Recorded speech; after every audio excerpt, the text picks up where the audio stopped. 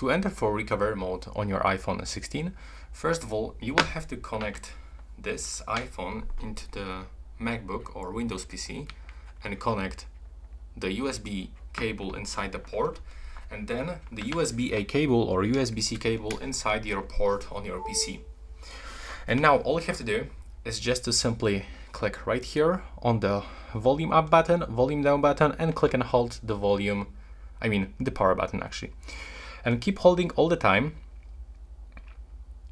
until the iPhone turns off. There we go. And now keep holding again until you will get the Apple logo and until it shows the recovery mode.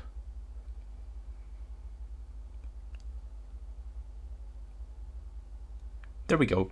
And as you can see right now, you can go into your MacBook and actually open the Finder application and make some changes like, restore something or stuff like this. So that will be all, and thanks for watching.